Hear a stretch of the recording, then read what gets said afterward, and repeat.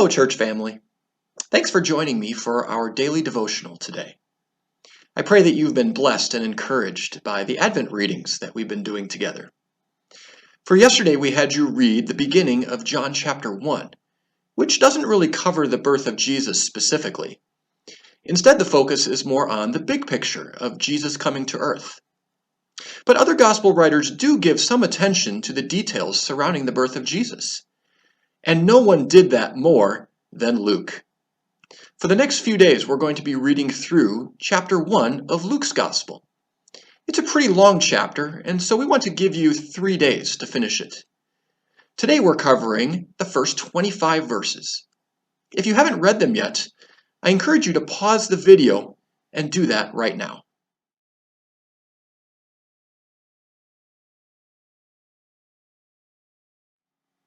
So in this passage, we read about a priest named Zechariah. We see that an angel appeared to him while he was serving the Lord in the sanctuary of the temple. And the angel told him some great news. He and his wife Elizabeth would have a son, even though the odds were completely against them. They were both old, and Elizabeth hadn't been able to conceive. Now, many of us certainly have experienced the joy of finding out that we're going to be a parent, even though that news didn't come to us through an angel. But that was the extent of our knowledge at that point. We didn't know the gender of the baby yet, and we certainly didn't know anything about what the child would grow up to be like. But the angel told Zechariah that he would have a son named John, and also gave him some details about what his son would be like. John would not be any ordinary man. Verse 15 says that he would be great in the sight of the Lord.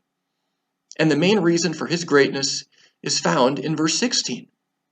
He would turn many of the children of Israel to the Lord their God. Now, certainly John did that in a unique way as the forerunner of Jesus. Verse 17 says that he would go before the Lord in the spirit and power of Elijah. The reference to Elijah points back to the prophecy found in Malachi chapter 4 and verse 5. John had a very special role to play in God's plan to prepare the way for his son to come and save us. But there's a sense in which we can follow John's example on the other side of the cross. As believers, we are ambassadors for Christ.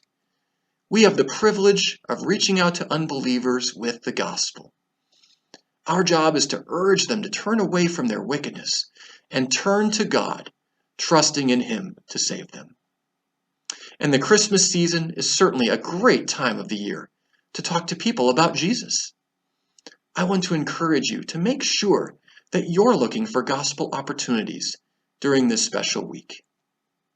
But there's a second lesson that I think we can learn from this passage. We have both a good example and a bad example here. John was a good example, but his father Zechariah was not.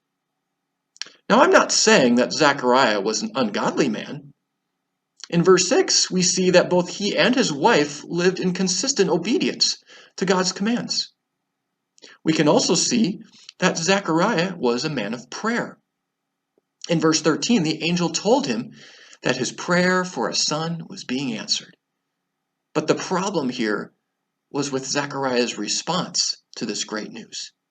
He doubted instead of believing. I think we sometimes fail in this area as well. Prayer can become a thoughtless exercise if we're not careful. We pray for the same thing over and over, and when it doesn't happen right away, we start to doubt. We just say the words out of habit, but we don't really believe that God will give us what we ask for. Needless to say, this attitude does not please God. We need to ask in faith without doubting. Otherwise, we shouldn't expect to receive what we're asking for. Now, sometimes God graciously grants our request anyway, just like He did for Zechariah. But this doesn't mean that we won't experience God's discipline. When Zechariah didn't believe, he temporarily lost the ability to speak. And so I want to encourage you not to be like Zechariah, but to trust in the Lord and believe that He can grant your requests. There's nothing that's too difficult for him to do. We serve a powerful God who can do much more than we can possibly imagine. Let's put our confidence and hope in him every single day.